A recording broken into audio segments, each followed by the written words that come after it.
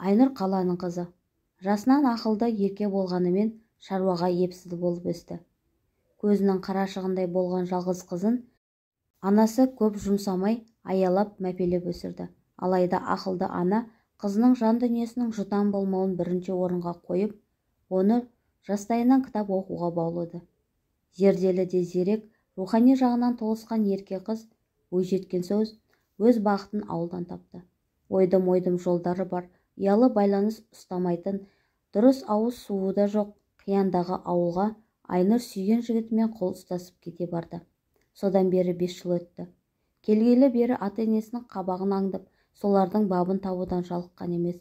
Қолынан көп нәрсе келмейтін ол, алғашында бүлдіріп, күйдіріп, жандырып жүріп бәрін үйреніп алды. Сиыр сауалмайды, көзін көгертті, ошаққа нан жабам деп қолын күйдірді. Қырық тесік қылып етті жайды.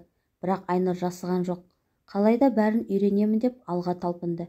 Нәтижесінде аз уақыттың ішінде 5 аспап келін атанды. Қазір ол таңғы 5-те тұрып, 10 сиырды сауып, өріске жібереді. Үйге келіп шай қайнатып, су жылытып қояды. Осы аралықта ұйқыдан тұрған ата-енесі мен үйленбеген қайнағасына ыстықтай дәмдеп шай береді. Қариялар шайды ұзақ ішеді. Жазғы күндері ауылдағы ошаққа шай қайнатып, шоқтың шайын береді. Сүт тартып, май қайнамағын жасайды. Қысы жазы сиыр саулатындықтан бұл үйден құрт, ірімшік үзілмейді. Бәрін бітіріп, мектептегі жұмысына жүгіреді. Мұғалім болып жұмыс жасайтын ол, мектепте де алғыр ұстаздардың қатарында. Сыныптай сырғыған осы уақыт аралығында 3 баланың анасы атанды. Күнделікті күйбең тірлікпен жүгіріп жүрген күндердің бірінде өзіне ақылшы, қамқор болған енесі айықпас дертке шалдықты. Бір-біріне елмен сүйелмен 3 баланың қасына енесі 4-ші бала болып қосылды. Бірақ Айнұр бұл жолы да шыдамдылық пен табандылықты шынайы үлгісін көрсетті. Анасы ауырып қалды дегенді естіп, қала маңда тұратын үлкен қызы жылап еңіреп жетті. Бір аптадай қасында болып, жуындырып, шайындырып, шашын тарап, тамақ беріп, жүгіріп жүрді. Бірақ кетерінде анасының құлағындағы алтын сырға мен алтын жүзікті өзімен бірге ала кетуді ұмытпады. Сөйтіп күндер өтіп жатты. Көрші ауылда тұратын ортаншы қызы бала-шағасымен анасын бағуға келеді. Ол да үйдегі жалғыз келін Айнұрға болысқан болып, анасын қарап жанашырлық танытты. 10 күндей жатқан соң, ортаншы қызы да кетерінде анасының қобдижасын ақтарып, алтын, күміс әшекейлерінің біразын өзімен бірге алып кетті. Күнде келіп шай ішіп кететін ауылда тұратын кіші қызы да қалған алтын бұйымдарды өзімен алып кетті. Қобдишада жалғыз ғана қызыл көзді алтын сақина қалды. Ертеңгі күні енесіне ас болып келген Айнұр оның теріс қарап, бүк түсіп, тұншығып жылап жатқанын көрді.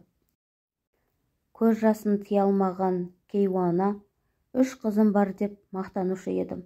Бірақ үшеуінің сенің қолыңа су құя алмайтынын көріп, қарным ашып тұр. Қыздарымның өресі осыншалық тар бола ма? Мені асты үстіме түсіп, шын көңілмен баққан сен ғанасың. Бақытты бол, балаларыңда өзің сияқты парасатты, пайымы биік болсын, деп фатихасын береді. Түскі шайға келген кенже қыз шай үстінде анасының қобдишасында қалған жалғыз алтын сақина келінге тиесілі екенін, анасын адал бағып жүрген Айнұр екендігін айтып, енді ешкімнің ол сақинаға тиіспеуін сұрады. Жүзін төмен салған Айнұр, мен апамды алтын үшін бағып жүрген жоқпын. Бұл менің келіндік парызым. Ол кісі әлі жазылып кетеді. Бәрі Алланың қолында. Маған ол кісінің фатихасы да жетеді деп шай құймақ болып, атасының кесесіне қол созған еді. Көзінен парлап аққан жасын көрсеткісі келмеген күйі, үлкен кісі үнсіз ғана дастархан басынан тұрып кетіп барады екен. Санаулы күндерін өткізіп жатқан ана төбеге қаранып ойланып жатыр. 3 қызы мен келінін салыстырды. Бірден қолы қалт етсе, шұқшиып кітап оқып отыратын келіннің ішкі жан дүниесінің мол қазынаға толы, бай екен осы кезге дейін аңғармай келіпті. Байқап қараса, қыздарын жалт-жұлт еткен, жалтырақ дүниелерге құмар қылып тәрбиелеген өзі екен. Өзінің материалдық құндылықтарға ғана мән беріп, олардың рухани жұтаңдығын ескермегенін кеш түсінді. былайға тірлікте жалт-жұлт еткен дүние бірінші орында болғанымен, өмір мен өлімнің арасында жатқанда адамға таза рух қана қажет екен. Жаны қиналып жатқан сәтте қора тола малдың да, серіскен дүниенің де, қобдиша толы алтынның да көк тиын қадірі жоқ екен ұғынды. Өзінің бала тәрбиесіндегі қателігін кеш түсінген Айнұрдың енесі соңғы күндердің өксікке толы өкінішпен өткізіп жатты. Өмірден өтер сәтінде қыздарының бәрі келіп апалап, айнала қоршап жылап отырды. Көздерінен тарам-тарам жас ағып жатқанымен, үш қызының да санасында анасынан қалған өзге де бағалы заттарды бөлісіп алу жоспары тұрды. Қиналып жатқан ана жанына босаға жатқа тараған жарық сәуле ғана жылылық сыйлағандай болды. Дәл осы сәтте босағада тұрған жалғыз келіні ғана шын ниетімен енесінің екі дүниеде жамандық көрмеуін тілеп, өзі білетін Құран сүрелерін күбірлеп оқып тұр еді.